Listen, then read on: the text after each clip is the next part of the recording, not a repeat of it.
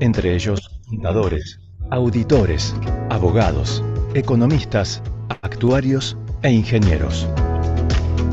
Brindamos más de 21 servicios, consolidándonos como un referente profesional en las áreas de impuestos, auditoría, consultoría, servicios legales, pymes, servicios actuariales, bancos y servicios financieros y más. Lisicki Litvina Belovich. Dos trayectorias y una nueva identidad. Construyendo un legado de excelencia, pasión y profesionalismo. Somos Lisicki Litvina Belovich, LLIA, una firma que combina trayectoria y excelencia. Con más de 40 años de experiencia, contamos con 10 oficinas en Argentina y más de 600 especialistas, entre ellos contadores, auditores, abogados, economistas, actuarios e ingenieros. Brindamos más de 21 servicios, consolidándonos como un referente profesional en las áreas de impuestos, auditoría, consultoría, servicios legales, pymes, servicios actuariales, bancos y servicios financieros y más. Lisicki Litvina Belovich. Dos trayectorias y una nueva identidad. Construyendo un legado de excelencia, pasión y profesionalismo.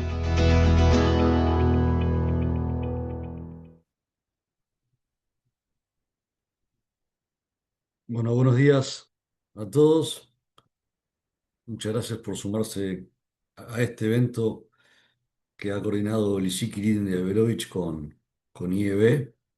Les damos a todos formalmente la bienvenida y bueno, la idea es comenzar para ver algunas perspectivas financieras y fiscales también para este año que está cerrando y el 2026 que está muy próximo a comenzar. Así que bueno, les damos la bienvenida a todos. Mi nombre es Martín Caranta, socio de Lisicki Litvina. Bueno, Andrés, y por favor, preséntense y bueno, tienen la palabra. Día, buen día a todos. Andrés Nobile, director de estrategia del grupo y gerente general de los fondos. Estoy con mi equipo aquí de análisis macro, renta fija y acciones. La idea es presentarles un pantallazo de lo que estamos viendo en la macro y mercado, sin dar tantos detalles respecto a la macro, pero sí meternos un poco más en el mercado.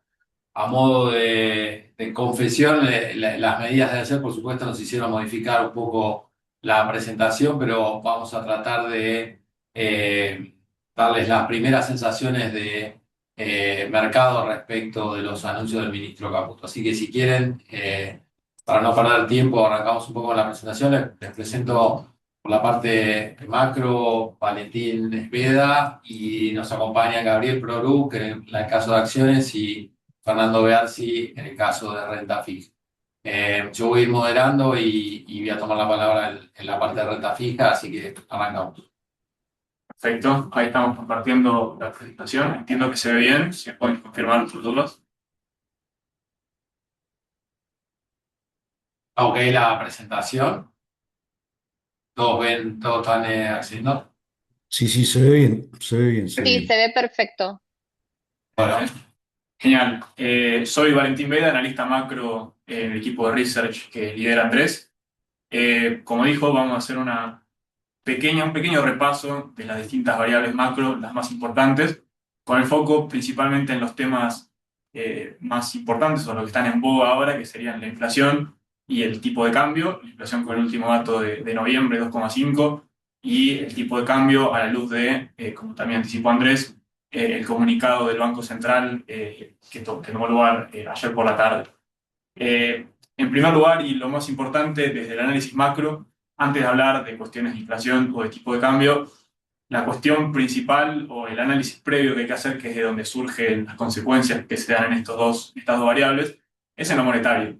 Por eso, nuestro primer gráfico y nuestro primer análisis siempre radica en el mercado de dinero, en el que oferta y demanda eh, evolucionan y su relación, o a partir de su relación, mejor dicho, toma lugar el nivel de precios.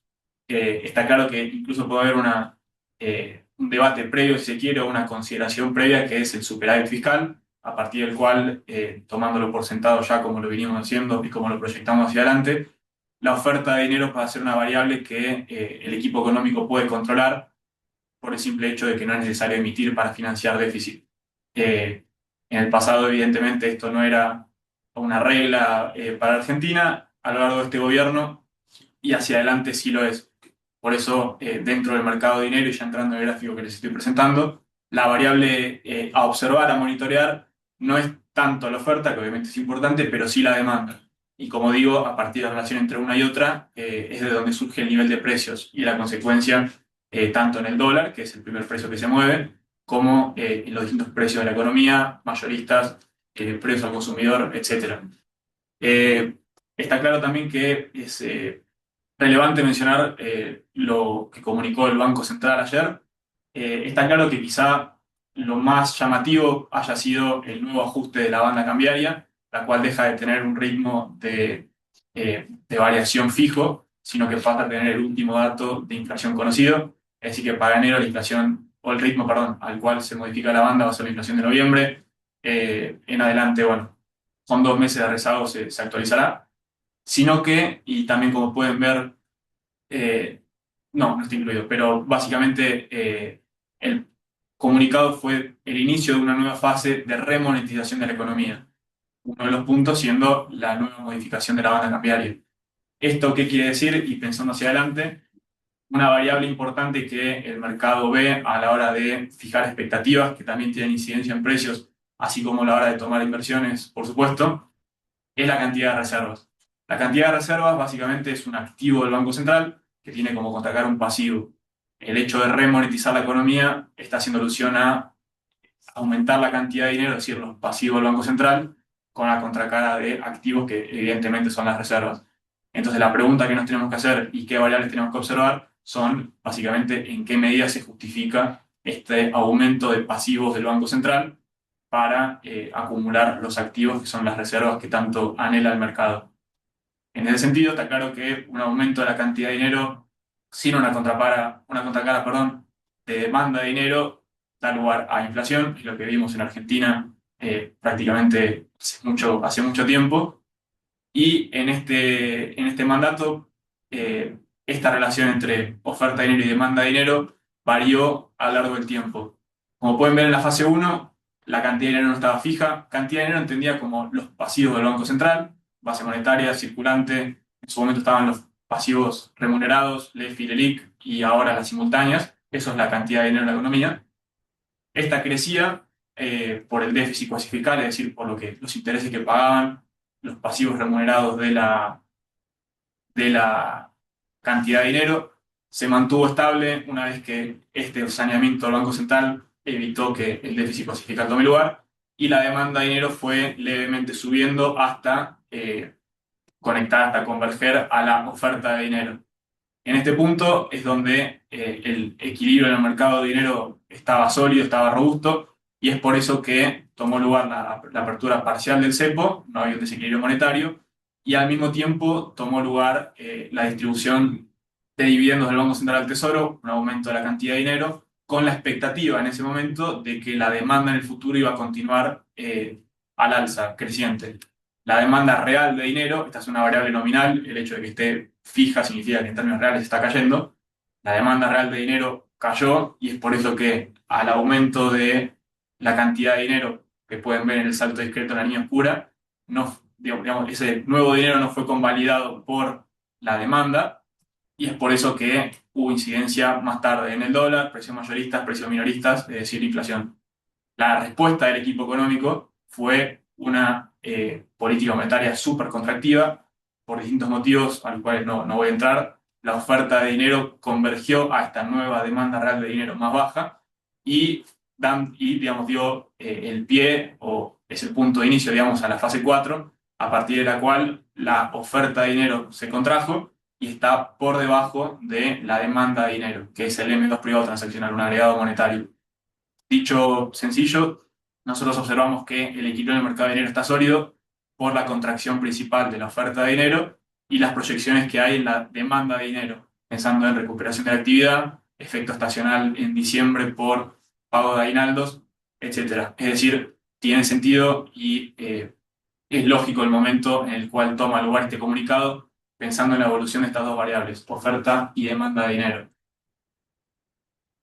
Pasando al traslado a precios que hubo del aumento de la demanda de dinero que se observó en mayo, en los últimos días de abril, principios días de mayo del 2025, el orden es el lógico que sigue y que ha seguido en la historia argentina.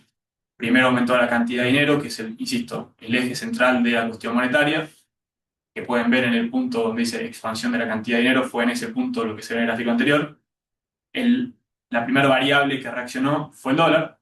El dinero no fue convalidado por la demanda, entonces, frente a la caída de demanda y la expansión en la cantidad de dinero, la primera variable que reaccionó fue el dólar, que evolucionó al alza, incentivado también por la incertidumbre que había por el periodo electoral. Eso fue también principalmente el motivo por el cual cayó la demanda de dinero. Y después evolucionó en precios mayoristas, que es la línea clara que ustedes pueden ver, el IPIM. Pueden ver que la secuencialidad sigue una lógica razonable e intuitiva incluso. Y por último, el rezago que estamos viendo ahora y el nuevo brote, entre comillas, de la inflación, responde al último paso de esta secuencialidad, que serán los rezagos de la política monetaria que vimos en el pasado. Incentivado también, insisto, por el ruido electoral que ayudó o contribuyó, mejor dicho, a la caída en la demanda de dinero.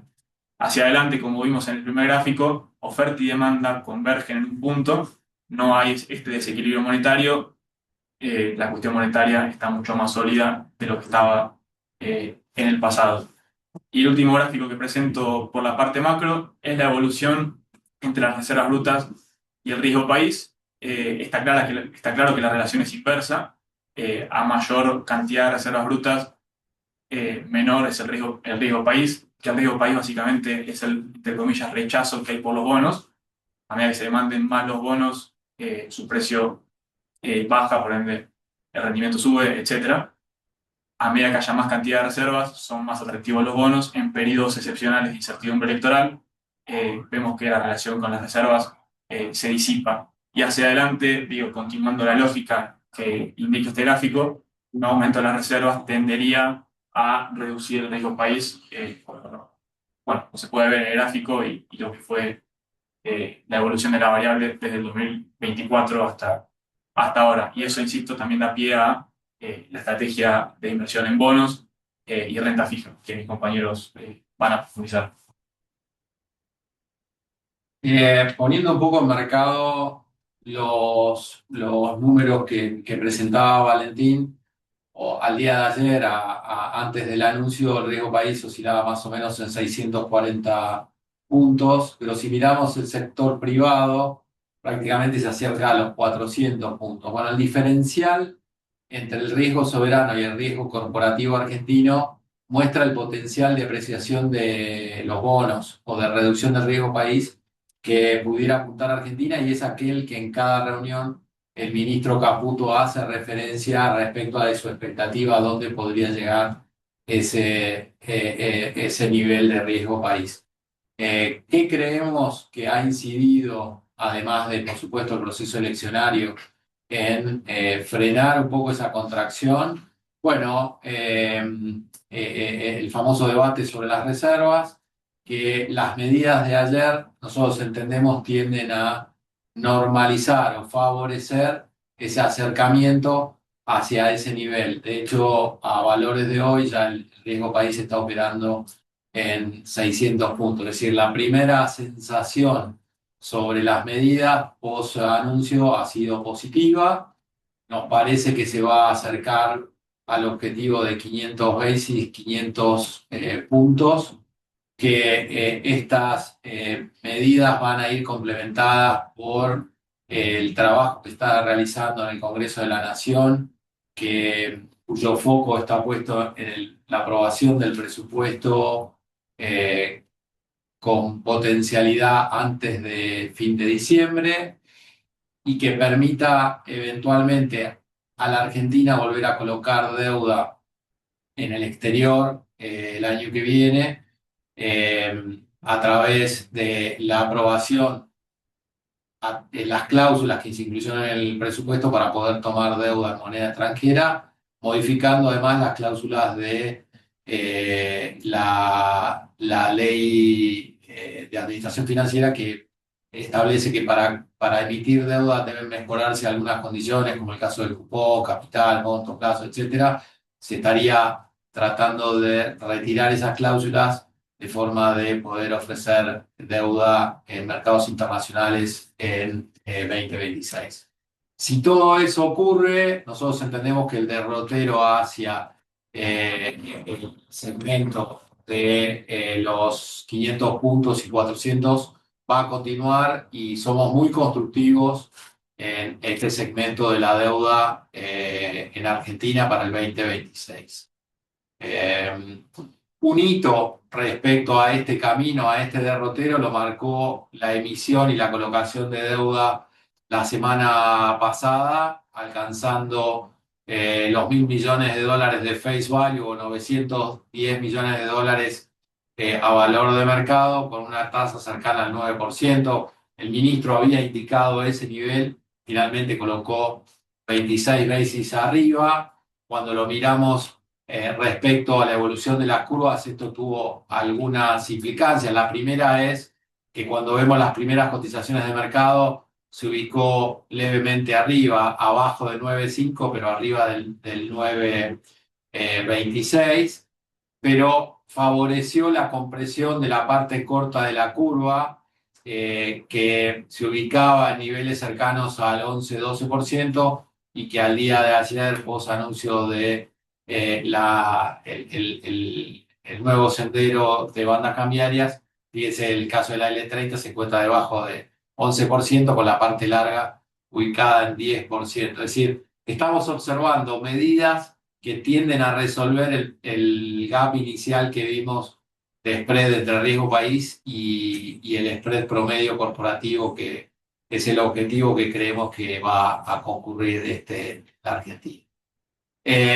Mirándolo durante el año, tal vez no se ve allí porque se encuentra el cuadro de presentación, a ver si se puede mover. Lo ves. Podemos ver que Argentina, en evolución de los bonos de referencia, ha sido, todos los bonos en general de la misma categoría han tenido un muy buen año, en particular el caso de Bolivia. Pero si nos focalizamos en el último trimestre y vean la pendiente de suba que tuvo post elecciones, Argentina ha sido performer con Bolivia. Y eso es con el tramo que me quiero quedar respecto al potencial que tiene Argentina de cara a 2026. Y si lo miramos respecto a los números con objetivos potenciales de riesgo país de 500 o 400 puntos, entendemos que el upside hoy, por supuesto, en términos de apreciación de capital, está en la parte larga de la curva, en bonos principalmente como los locales 38, 41, con algo de upside también en el 35, o con los recíprocos de ley Nueva York, que todavía tienen upside superiores en forma directa al 7%, y si el riesgo país comprime a niveles menores en forma directa a 10% de upside. En la parte de dólares, como les decía, somos muy constructivos, las noticias de ayer son muy bien recibidas. Entendemos que faltan todavía noticias para acercarnos a ese riesgo país de 400, sobre todo en materia de aprobación de presupuesto y en términos de cómo Argentina va a afrontar finalmente el pago de los bonos en enero, ya sea vía la toma del repo anunciada por Caputo o una nueva colocación en el mercado internacional, que a mí me da la sensación podría ubicarse en torno al 9-9,5%, lo cual terminaría de sellar el inicio del regreso de Argentina a los mercados de capitales. Por el lado de pesos, muy interesante también la licitación que afrontó el Tesoro. Ahí, Nando, ¿querés hacer un pantallazo respecto de cómo fue la colocación y la preferencia de los inversores? Bueno, en cuanto a la colocación, vencían un poco más de 20 billions, yo tuve un valor efectivo ofertado de 23 billions. pero que se termina adjudicando 21 billions. Cuando a las preferencias de mercado, vemos que la mayor parte de la distribución fue en los SER, en las recaps, un poquito más en los SER, aproximadamente 25%, y en las recaps 30%. Esto constituyó en un rollover de 102%, lo cual es muy bueno de cara a corto plazo, dado que fue el mayor vencimiento de lo que va del año. Es la última licitación del año, la próxima ya ingresará con el nuevo calendario alrededor de mitad de mes.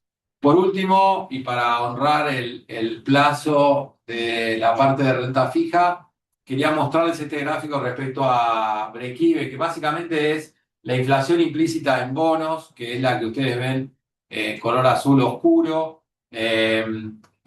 versus el estimado por REP. ¿Qué es lo que nos está diciendo esto? Nosotros encontramos que la evolución de tasas que mostró Valentín al inicio, hoy tenía una inflación entre bonos SER y bonos a tasa fija en la parte corta de 1,6%, es decir, nos dejaría indiferente una inflación de 1,6 invirtiendo en SER o en tasa fija, y en la parte media 1,2% de inflación, en la parte larga 2,2%. ¿Qué pensamos respecto entonces a la curva SER y curva tasa fija? Vemos valor hoy, sobre todo a partir de las medidas en la parte corta respecto a la evolución del SER, que se publicó en 2,5 versus una inflación implícita en bonos de 1,8, y sobre todo en la parte media, que para nosotros se ha exagerado, priceando 1,3% de inflación en la segunda parte del año.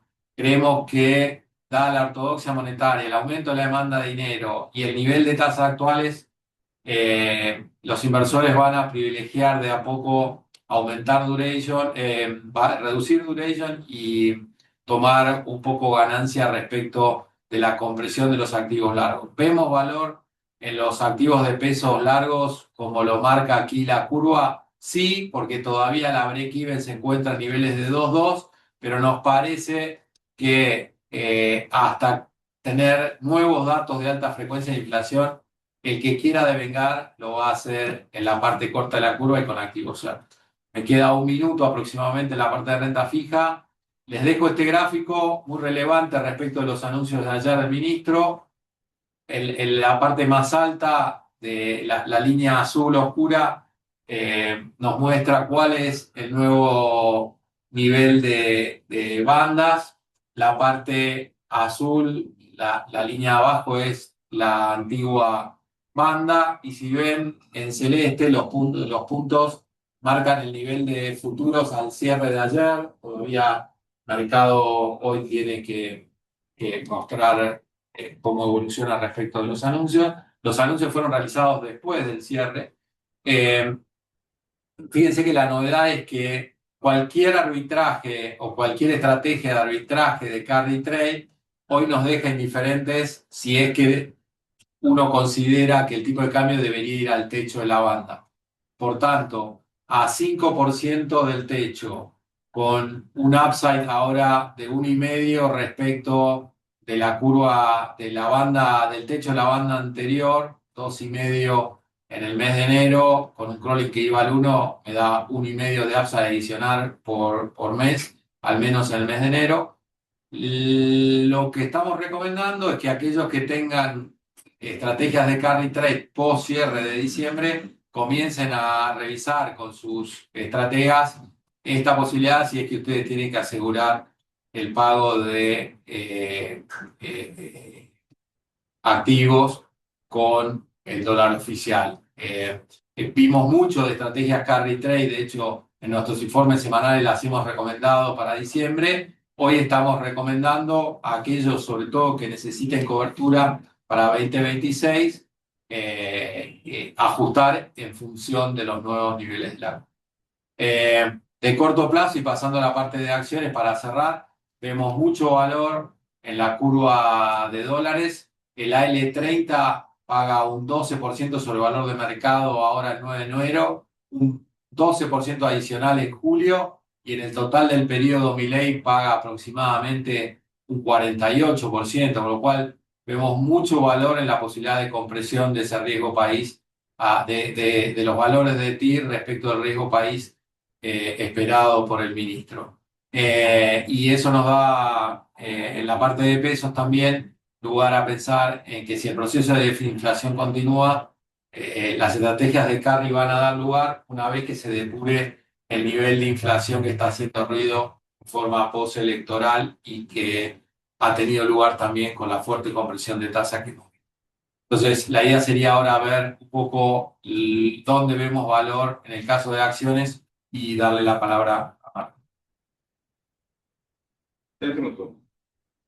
Bueno, en cuanto a acciones, lo que estuvo pasando un poco en el año, luego de casi duplicar, más que duplicar el valor de las acciones durante 2024, fue que comenzamos durante 2025 un periodo de corrección en el mercado de renta variable local, principalmente motivado por el contexto internacional que dejó de acompañar a principios de año, luego de la asunción de Trump, donde se hicieron los anuncios sobre aranceles.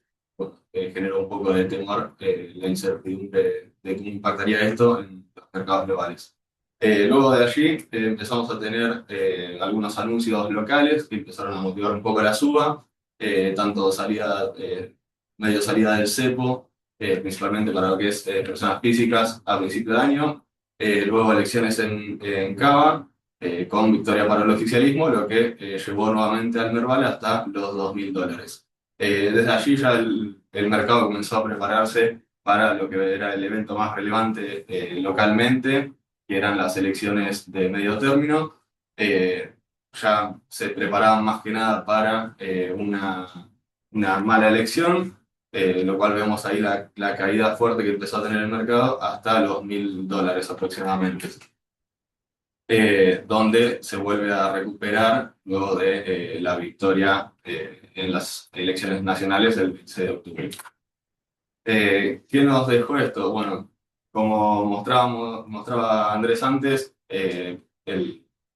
lo que es la deuda soberana empezó a tener un mejor desempeño que las acciones, principalmente porque las acciones estaban un poco más ligadas al nivel de actividad, lo que nos dejó con las acciones un poco subvaluadas con respecto a la deuda soberana previo a las elecciones nacionales. Luego de ahí empezamos a tener un repunte en las acciones que nos llevaron hacia la línea de tendencia o la curva que se ve en el gráfico, donde las acciones están en precio, digamos, con lo que es el nivel de riesgo país.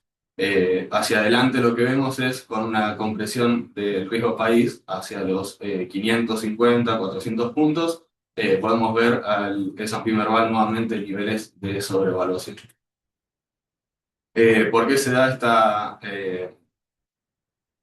esta correlación en las acciones y el nivel de riesgo país en este último tiempo?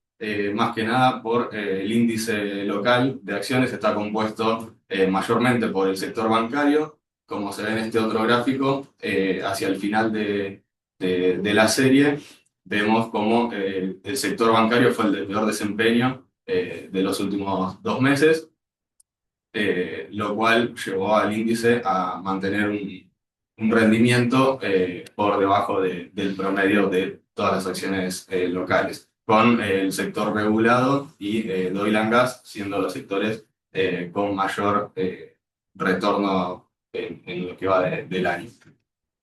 Acá lo que vemos un poco de valores, principalmente vemos más defensivo lo que es el sector regulado de oil and gas. El sector de regulado se dio una fuerte recomposición tarifaria durante 2024, la cual siguió durante este año y junto con la baja en los niveles de inflación vimos una fuerte mejora en lo que son los ingresos y capital de trabajo.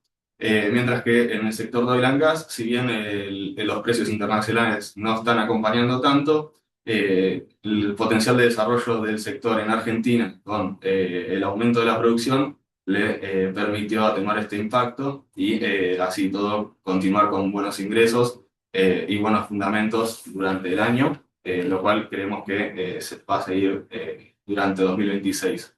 Ya pasando a los sectores que tuvieron el peor desempeño durante el año, tanto materiales como bancos. Materiales, bueno, tenemos impacto tanto de tipo de cambio como de nivel de actividad, lo cual creemos que se va a empezar a reanudar la actividad en este sector, principalmente a mediados de 2026, donde por ahí comienza a tener un poco más de valor las compañías del sector. Y yendo ya al sector bancario, que fue, si bien fue el más castigado, fue con justa razón. Acá impactó fuerte tanto los requisitos de efectivo mínimo de los bancos como las moras que tuvieron los bancos, cual tuvieron que afrontar costos más elevados durante el trimestre, lo cual creemos que va a ser un pico tanto en este cuarto trimestre como en el primer trimestre de 2026. Luego de allí podemos comenzar a ver una recuperación en los bancos para el año próximo.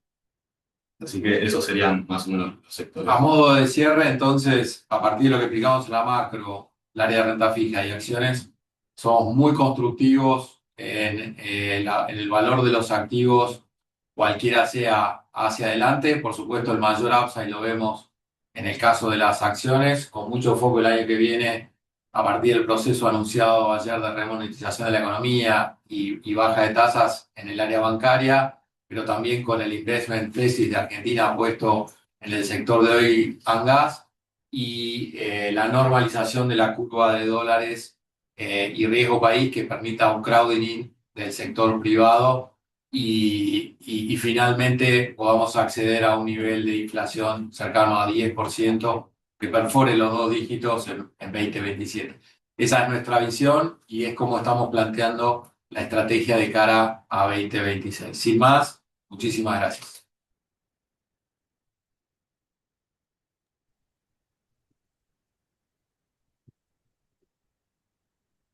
Bueno, impecable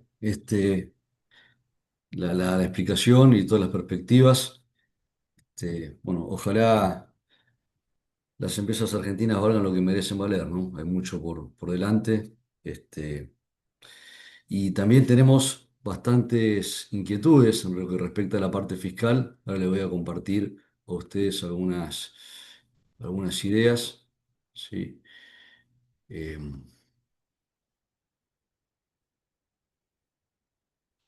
¿Estamos bien con la pantalla? Sí, perfecto, ahí vemos. Bueno, genial. Bueno, lo primero que vamos a compartir con ustedes tiene que ver con la fiscalidad actual, donde no es más de lo mismo. O sea, durante los últimos años estábamos acostumbrados a todo lo contrario, que es convivir con una inflación constante y creciente, ¿sí? Sin dudas ahora estamos en un contexto de inflación a la baja, tendiente a desaparecer, ¿sí? Vamos a repasar algunas estadísticas oficiales. Como hace poquitos días se conoció, la inflación de noviembre fue del 2,5%. Vemos una inflación bastante pareja a lo largo del último año. El promedio nos da 2,3%.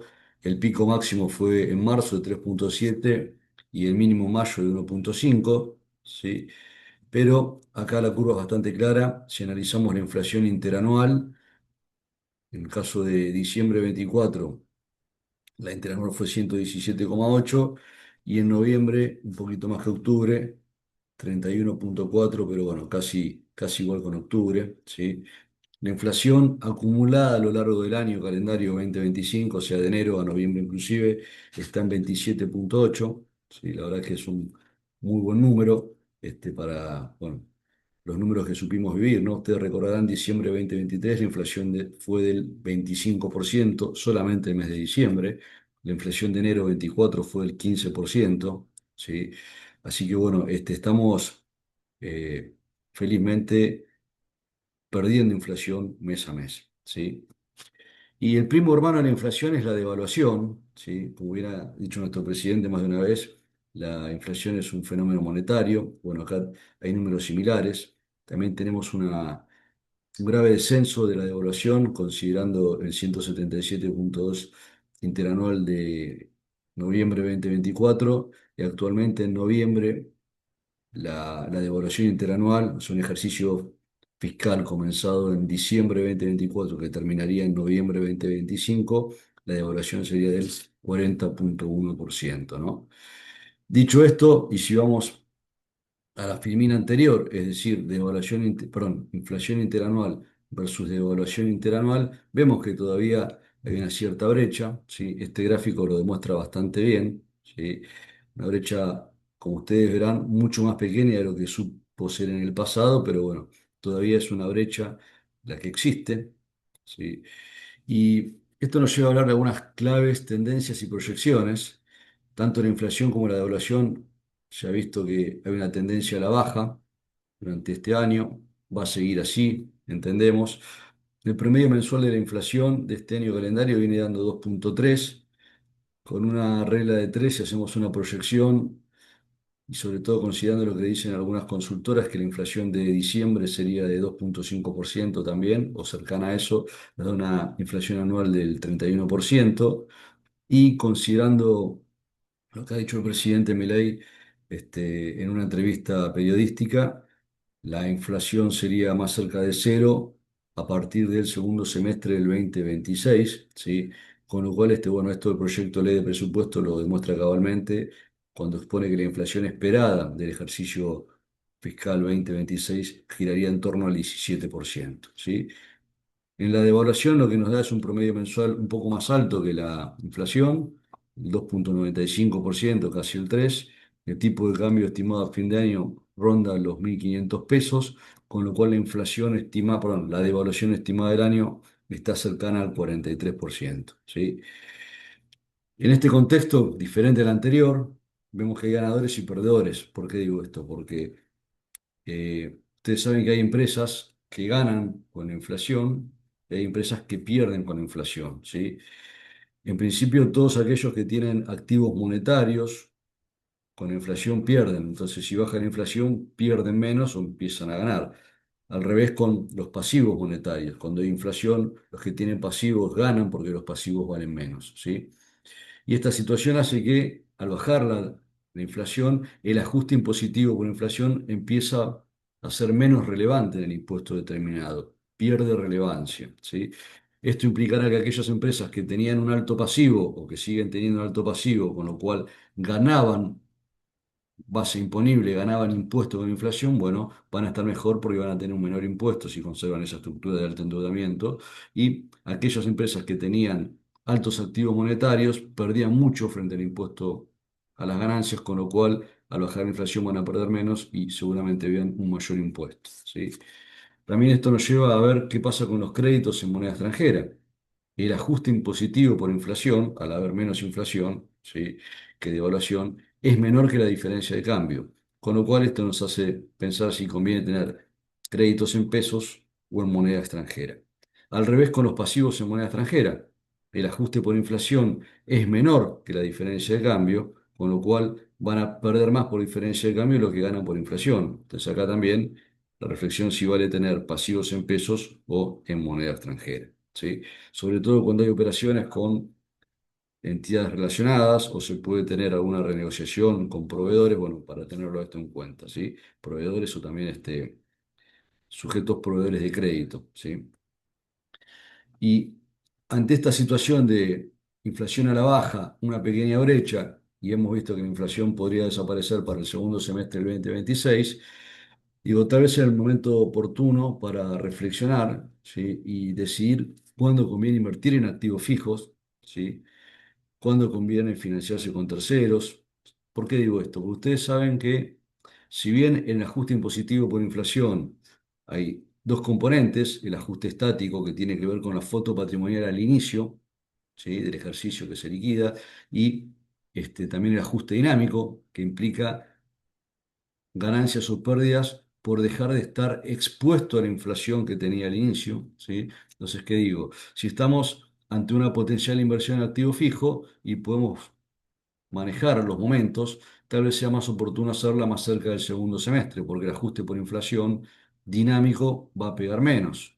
Si estamos para financiarnos con terceros, entre tomar un crédito e invertirlo por ahí en activo fijo de acá a fin de año o principio del año que viene, tal vez sea oportuno hacerlo a principios del año que viene, ¿sí? También puede pasar que alguna empresa del país necesite capitalizarse, ¿sí? Había necesidades de fondos, alguna entidad relacionada al exterior del país le prestó dinero y ahora están decidiendo si lo capitalizan o no. La capitalización, el aumento del capital, implica una pérdida de los efectos del ajuste impositivo por inflación, ¿sí? Entonces, bueno, hay que ver cuándo se lo hace, para ver cuándo conviene, ¿sí? Lo mismo respecto a la distribución extraordinaria de dividendos. Hay empresas que tal vez no podían distribuir dividendos, ¿sí? Y una cosa es hacerla cuando hay todavía ajuste por inflación que impacta o cuando el ajuste por inflación es más cercano a cero, ¿sí? Bueno, tal vez ahora sea el momento de recibir aportes de capital, no demorarlo, porque todavía hay inflación y los aportes de capital que se reciben en una entidad implican una pérdida a los efectos del ajuste impositivo por inflación, ¿sí? Entonces, bueno, estas son algunas cuestiones que tal vez queda poco y conviene aprovecharlas o conviene pensarlas, dependiendo de lo que sea, porque estamos sin duda ante un cambio de época con una inflación pronta a desaparecer, ¿sí? Sí, lo que quiero mencionar es lo siguiente. Por más que desaparezca la inflación de la economía argentina, y ojalá así sea para siempre, esto no implica que el ajuste impositivo por inflación se va a perder. ¿Por qué? Porque la ley desde la reforma fiscal que introdujo el gobierno Macri, dispone que el ajuste impositivo por inflación se va a practicar cuando, considerando el mes de cierre de ejercicio y 36 meses para atrás, la inflación acumulada según el IPC supere un 100%, ¿sí? Con lo cual tenemos ajuste por inflación, lo que pasa es que va a ir perdiendo impacto. Y un tema súper relevante que no está mencionado acá, pero sí creo que vale la pena mencionarlo, tiene que ver con la actualización de quebrantos por inflación, de quebrantos impositivos, ¿sí?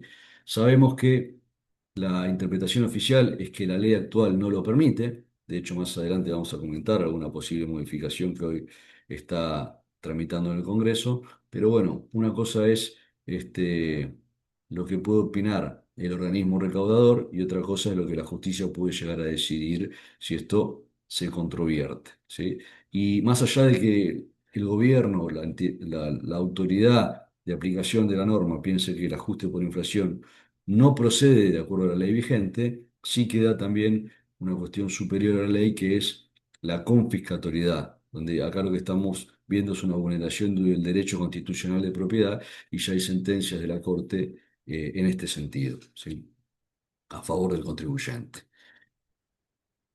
Y bueno, cuando la inflación tapaba las ineficiencias, por ahí era más fácil acomodar los números fiscales en función de cómo pegaba el ajuste impositivo por inflación, porque como ustedes habrán visto, una inflación del 25% en un mes o del 15% distorsiona muchas cosas, pero lo que quiero mencionar en esta primera parte es que vuelven a cobrar relevancia las herramientas clásicas de planificación fiscal, ¿sí? Como por ejemplo amortización de activos que compro y ver la vida útil, si es por el método lineal o tal vez por otras formas, por ejemplo, unidades producidas, ¿sí? Comprar activos o leasing, ¿qué me conviene? ¿Sí? El leasing es una forma de aceleración del cómputo de la obsolescencia de los bienes, ¿sí? También hay otra herramienta que es el aporte a una SGR, una sociedad de garantía recíproca, que hago el aporte y eso que aporto se deduce como pérdida en el balance fiscal en el año en que hago ese aporte, siempre y cuando mantenga por 2 años este aporte. Otra cuestión tiene que ver con sacarle jugo al concepto del devengado, donde el devengado fiscal no siempre es el mismo que el devengado contable, ¿sí? Entonces acá, bueno, ante ciertos contratos vale la pena tenerlo en cuenta para tal vez diferir reconocimiento de ingresos o adelantar las pérdidas, ¿sí? También venta y reemplazo de bienes cuando recambio activos, ya sea por uno que tiene la misma funcionalidad, de superior tecnología, o porque cambio una línea de negocios por otra, ¿sí? No tiene que haber identidad funcional para aplicar venta y reemplazo.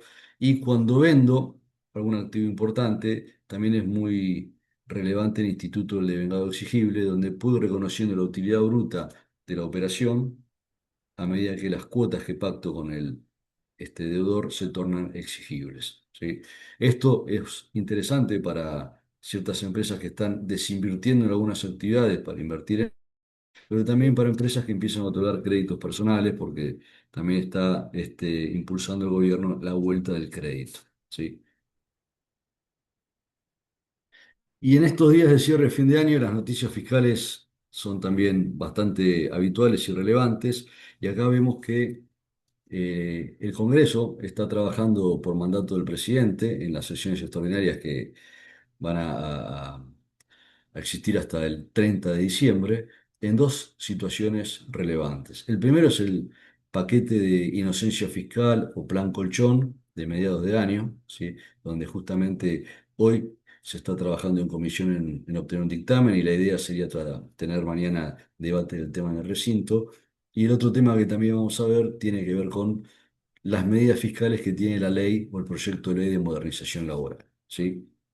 La inocencia fiscal, como ustedes recordarán, tenía un lema bastante marketinero que era tus dólares, tu decisión, ¿sí? Y bueno, parte de la base ya hay 270.000 millones de dólares fuera del sistema financiero formal. El objetivo es incentivar la formalización y aplicación de ese monto, de esos importes a la economía formal, obviamente sin la persecución en este caso, de la ARCA, de la Agencia de Recaudación, ¿sí? No es un blanqueo, es algo distinto, es que se presume que todo contribuyente es inocente respecto al cumplimiento de sus obligaciones fiscales, excepto que ARCA demuestre lo contrario, ¿sí? Este tenía dos etapas. La primera ya muy conocida y muy comentada, que simplemente vamos a recordar por el decreto 353, donde lo que hacía era introducir un sistema de ganancia simplificado y ordenarle a ARCA que a través de varias resoluciones fue dejando de lado burocracia, como por ejemplo regímenes informativos, ¿sí? Sobre ciertos consumos, sobre reportes financieros, etcétera, ¿sí? Y la segunda etapa es el proyecto de ley con el principio de inocencia fiscal que, como les decía, hoy se está trabajando en el Congreso.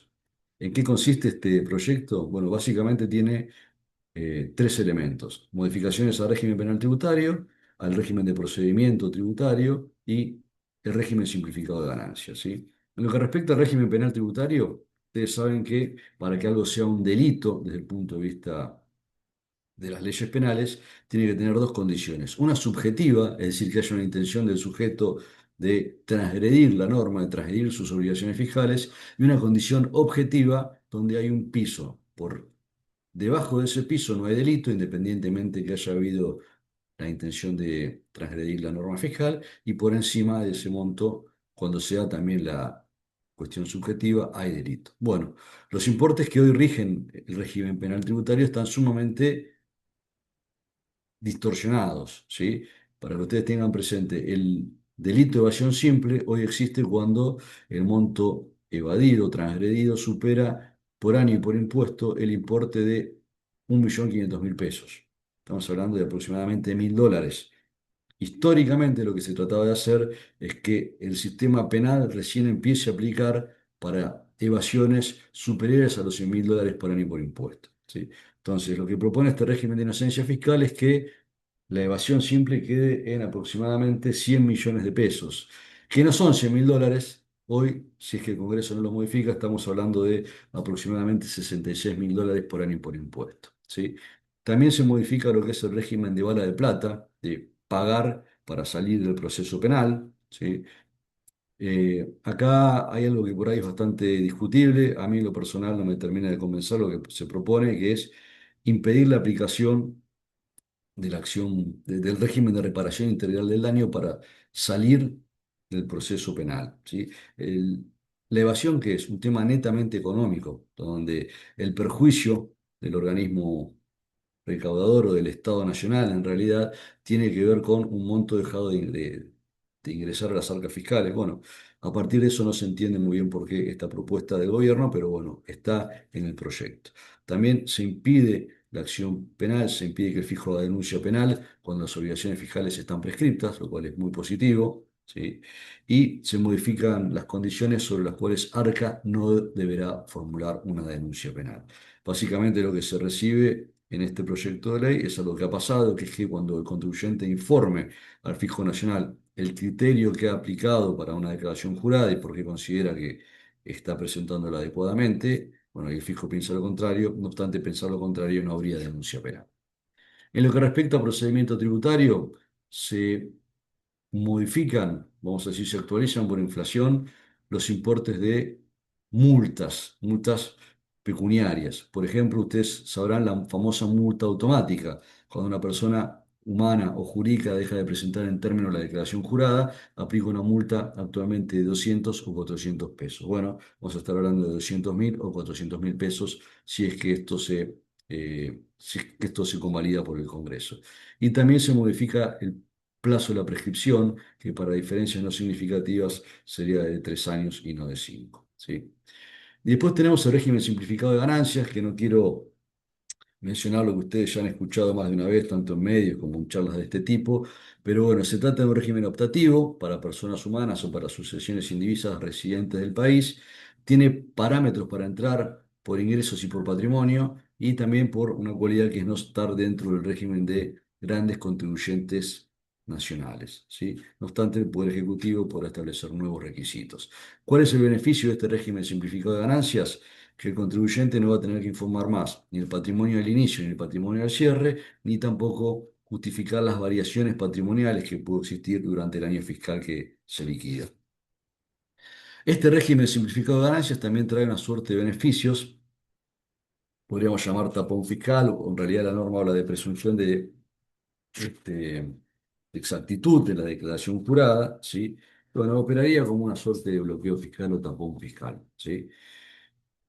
También, tema que ustedes han escuchado mucho, que vale mencionarlo, pero no ir al detalle, ¿sí? Y en definitiva, acá lo importante para mencionar es que si al contribuyente le detectan que hace, por ejemplo, un depósito en un banco de un dinero no justificado, la discrepancia significativa que puede haber para, vamos a decir, hacer volar el tapón fiscal no va a aplicar. ¿Sí? O sea, por incrementos patrimoniales no justificados no se pierde el tapón fiscal. ¿Sí? Solamente puede Arca volar el tapón fiscal cuando el contribuyente haya incumplido algunas condiciones que están en la norma, como por ejemplo tener ingresos no declarados, ¿sí? O, por ejemplo, tener facturas apócrifas o diferencias significativas con las declaraciones juradas presentadas. ¿Sí? Esto hace a la seguridad jurídica del contribuyente, es muy positivo, solamente para aquellos que entren al régimen simplificado de ganancias. Esto sí lo quiero aclarar y ratificar, ¿sí? Pero acá hay algo que llama la atención, que en todo este contexto donde se busca incentivar el uso de dólares del colchón, no se propone modificar la ley penal cambiaria. Lo cual, bueno, acá esto podrá tener o una incorporación a la ley que van a tratar, o tal vez una decisión del Banco Central de, vía reglamentaria, alivianar la aplicación de la ley penal cambiaria. ¿Sí? Bien, esto para aclararlo, ¿no? Este régimen del dólar colchón no implica levantarle la persiana al dinero negro y que ingrese, al dinero sucio, perdón, ¿sí? Esto podría ser al dinero negro hasta ahí. ¿Por qué digo hasta ahí? Porque todas las normas impositivas siguen rigiendo, ¿sí? Entonces, al dinero negro hasta ahí, salvo el tema de ganancia simplificado, como mencioné, nunca al dinero sucio. La UIF mantiene sus facultades intactas. Es cierto que se han levantado los parámetros, los umbrales, pero también digo, no tiene sentido que que la UIF, perdón, esté buscando hormiguitas, ¿sí?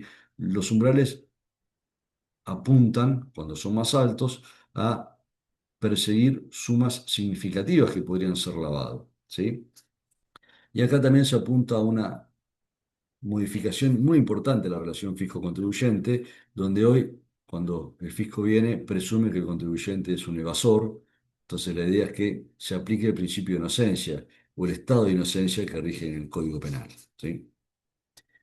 Bien, y tal vez lo más relevante en estos días, objeto de muchos comentarios periodísticos, diarios, redes sociales, noticieros, tiene que ver con la modernización laboral, que como curiosidad trae unas modificaciones, varias modificaciones tributarias, ¿sí? Tal vez algo poco relevante para la mayoría, pero bastante para el sector agroindustrial, tiene que ver con el IVA. La alícuota del suministro de energía eléctrica para sistemas de riego del sector agroindustrial no va a ser más el 21%, va a ser el 10,5%. Esto le va a permitir un poco más de alivio financiero, menos saldos a favor, y que esto se traslade a precio. ¿Sí? Como ustedes saben, por ejemplo, la venta de granos tributa al 10,5%. Cuando la mayoría de los insumos y servicios están grabados al 21%, lo que termina pasando es que las empresas que se dedican al agro tienen un sostenido saldo a favor técnico, ¿sí? Porque pagan menos de IVA por lo que venden que el IVA que le facturan sus proveedores. En ganancias, hay varias cuestiones que tienen que ver, eh, la mayoría de las modificaciones financieras son para personas humanas, ¿sí? Pero hay temas relevantes también para sociedades. El primero, aplicable para personas humanas y para sociedades, tiene que ver con los quebrantos impositivos.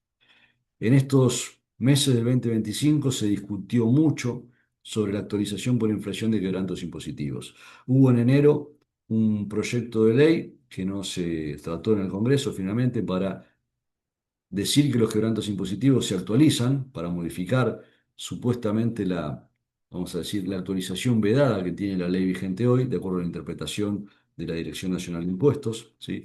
Entonces, se permitía la actualización en un proyecto de ley que no se trató, pero sí se mete ahora, de una forma mucho más lavada que en aquel proyecto.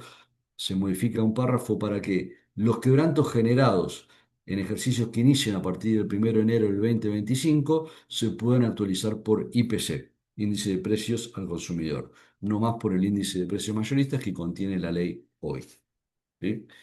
Esto es tanto, repito, para sociedades como para contribuyentes, personas humanas. Intereses de plazo fijo. Hoy están exentos siempre que sean en pesos.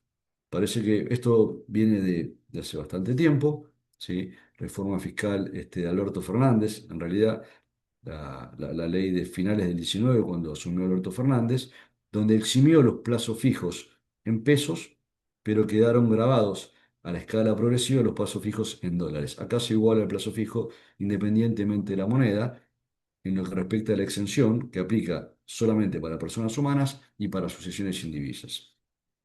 Se exime el alquiler de inmuebles para personas humanas que hagan con destino a casa-habitación, ¿sí? Esto se supone que es para beneficiar los alquileres. Y vinculado con la actividad inmobiliaria, se eximen, ¿sí?, la venta de inmuebles que tributaban al impuesto cedular, los inmuebles adquiridos a partir del 1 de enero del 2018 por la reforma que introdujo Macri, no iban a tener más la aplicación del ITI, sino que iban a aplicar el impuesto cedular, ¿sí? ¿Qué pasó? Con la ley de blanqueo de Milei, de julio del 2024, se eliminó el ITI, pero quedó la tributación con la venta de inmuebles cuando estos habían sido adquiridos después de la vigencia de la reforma Macri. Bueno, ahora se pone la venta de inmuebles en el mismo pie de igualdad, entonces va a quedar sin impuesto cedular la venta de inmuebles que se haga a partir del 1 de enero del 2026. Con lo cual, si tiene alguna escritura sobre la cual pudiera aplicar este impuesto, bueno, postrénenla para el 1 de enero del 2026, confiando que la ley va a ser aprobada, ¿sí? Acá hay algo muy importante. Se eximen las compraventas de acciones y similares, por ejemplo, ADR de acciones argentinas, ¿sí?, que no coticen en bolsa, ¿sí? Eso es muy importante. El resultado de la compraventa, también dice cambio, permuta, disposición de acciones y similares, incluye los ADRs, ¿sí?, y también las obligaciones negociables que no coticen, quedan exhibidos, ¿sí?, siempre que sean acciones o que correspondan a acciones argentinas en el caso de los ADR. Esto tiene como idea incentivar el flujo de capitales, donde tal vez hoy algunas operaciones están trabadas por tema impositivo. Se confía en que fomentando la venta, bueno, también se va a fomentar la actividad de las empresas que están atrás de estas acciones, obviamente, ¿no? También con este ánimo de incentivar la financiación y la financiación en la economía real, se eximen los rendimientos de títulos públicos, obligaciones negociables, fondos comunes de inversión y títulos de, vamos a decir, de fideicomisos financieros, aunque no coticen en mercados regulados por CNB, ¿sí? Acá para el campo, una buena noticia: los establecimientos de engorde, de invernada, van a tener el mismo tratamiento en cuanto a la elaboración que los de un establecimiento de cría. Esto es muy beneficioso para la actividad, ¿sí? Y atención acá a las sociedades. Ustedes recordarán que con el gobierno de Alberto Fernández, la alícuota fija de sociedades del 35% se llevó progresiva: 25 el primer tramo, 30 el segundo, el 35 el tercer tramo. Bueno, la reforma propone que para los ejercicios fiscales que inician a partir del 1 de enero del 2026, la alícuota máxima no va a ser del 30, sino que va a ser del 27%, perdón, la alícuota máxima no será el 35, sino que va a ser el 31,5%, y la media no va a ser el 30, sino va a ser el 27%. Es decir, la alícuota media y la máxima tienen una reducción del 10%. ¿Para qué? Para incentivar la reinversión de utilidades, ¿sí? Y también para ser más competitivos con otros países de la región. Es decir, con estas reformas, a lo que apunta el gobierno principalmente es a sacarle el peso fiscal a las empresas y darles más competitividad. En lo que respecta a impuestos internos, hay cambios muy importantes. Se elimina el impuesto para seguros, para telefonía celular y satelital, para objetos suntuarios y también para vehículos automóviles y motos y también para embarcaciones y aeronaves, ¿sí? Entonces, bueno, varios automotores van a quedar aproximadamente un 20-22% más baratos si esto se convierte en ley, con lo cual, bueno, también quien tenga ganas de cambiar el auto tal vez le convenga esperar al año que viene, ¿sí? Y el impuesto interno sigue vigente para, por ahí, ciertas actividades que trata de desincentivar, ¿no? Con un fin extra fiscal, por ejemplo, tabacos, bebidas alcohólicas, cervezas y bebidas analcohólicas, ¿sí? Las famosas bebidas azucaradas. Y muy importante para las pymes, sobre todo, está el RIMI, como estaba el RIGI, régimen de incentivo a las grandes inversiones. El RIMI es el régimen de incentivo para las medianas inversiones, ¿sí? Entonces, lo que fomenta es el recambio tecnológico, el desarrollo económico, la competitividad de las exportaciones a través de tecnología, de inversión en tecnología. Los sujetos son las personas jurídicas que califiquen como micro, pequeñas o medianas empresas, tramo 1 y 2, van a invertir en los 2 primeros años de vigencia del régimen para estar promocionados, ¿sí? La inversión productiva básicamente tiene que ver con bienes muebles nuevos, amortizables, excepto automóviles, y obras destinadas a actividades productivas. Y no va a estar promocionada la inversión en activos financieros, portfolio y bienes de cambio, ¿sí? O sea, básicamente la estructura para producir o para la comercialización, ¿sí? Hay montos mínimos para acceder a los beneficios, pero también hay inversiones promocionadas sin monto mínimo. También sistemas de riego, equipos de riego, para fomentar el progreso del campo, bienes de alta eficiencia energética, mallas antigranizo y semovientes, ¿sí? Y aquellos que tienen monto mínimo de inversión, el monto mínimo está definido también por tamaño de empresa. Microempresas, $150.000, pequeñas, $600.000, tramo uno, medianas tramo uno, $3.500.000 de mínimo, y medianas empresas como mínimo $9 millones, ¿sí? ¿Cuáles son los beneficios fiscales? En ganancias, la amortización acelerada, ¿sí?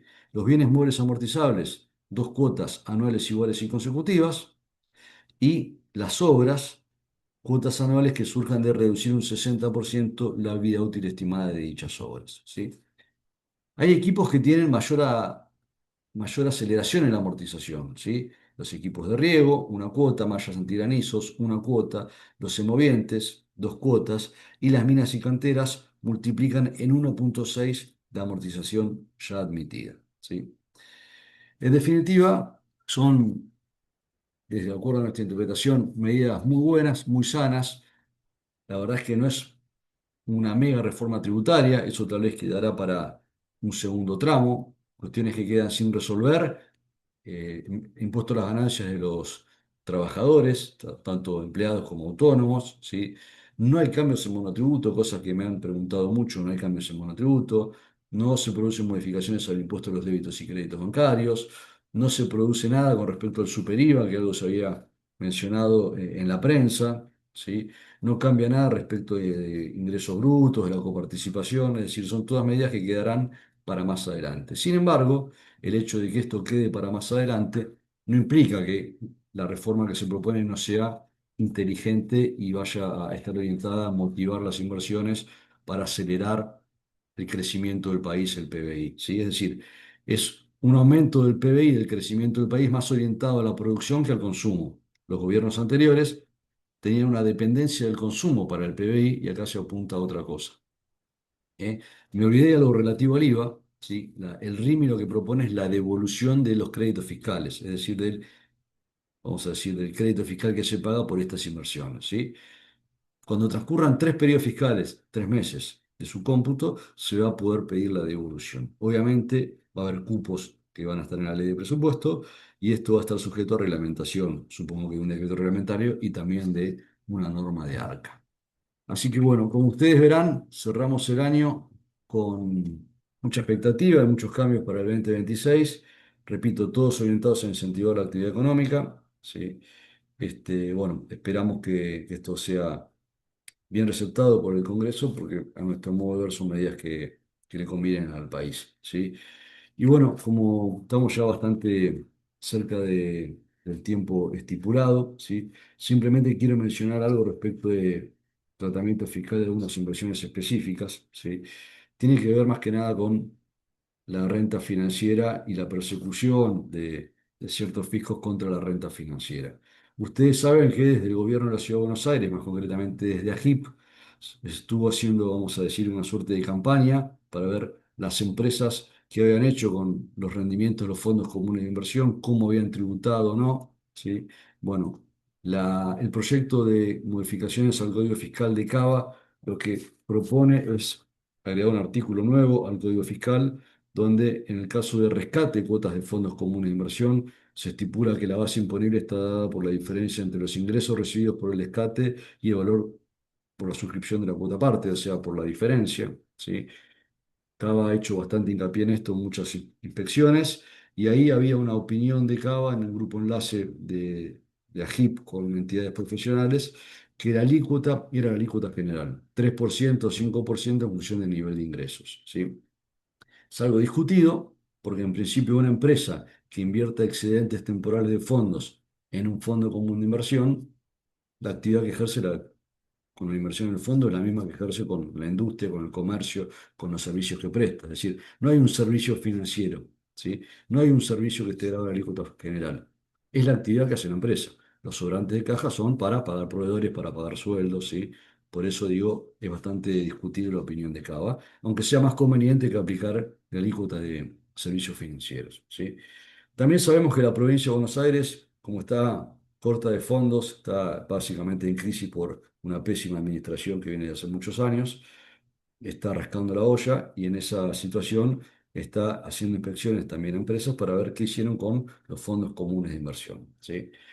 Entonces, bueno, ahí no está esta propuesta normativa, no, la interpretación de la provincia de Buenos Aires respecto de esto no se conoce.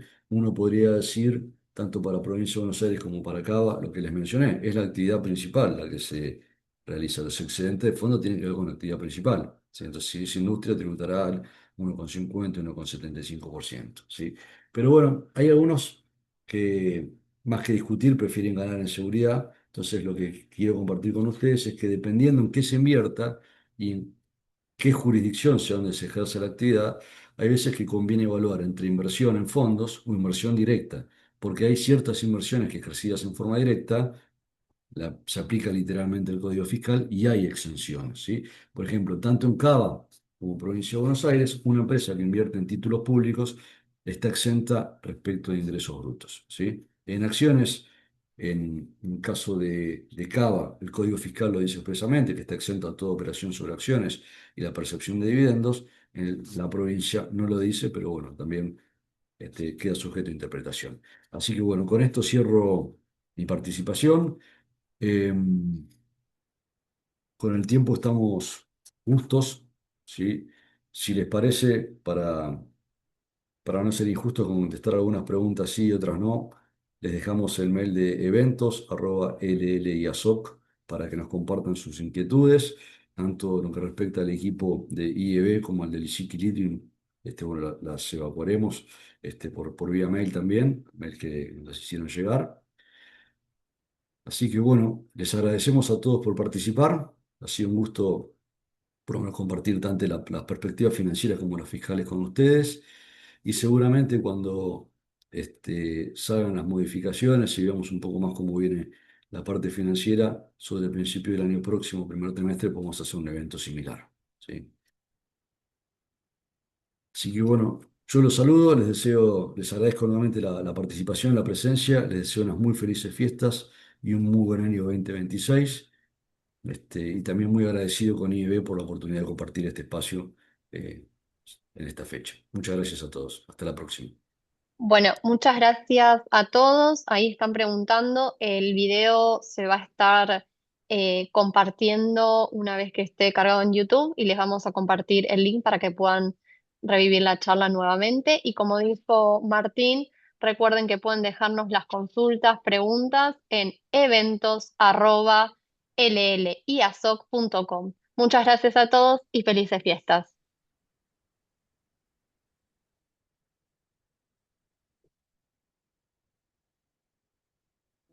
Somos Lisicki Litvin y Abelovich, LLIA, una firma que combina trayectoria y excelencia.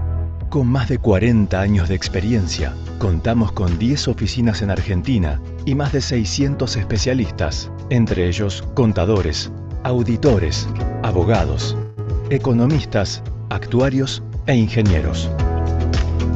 Brindamos más de 21 servicios, consolidándonos como un referente profesional en las áreas de impuestos, auditoría, consultoría, servicios legales, pymes, servicios actuariales, bancos y servicios financieros y más. Lisicki Litvin y Abelovich. 2 trayectorias y una nueva identidad. Construyendo un legado de excelencia, pasión y profesionalismo.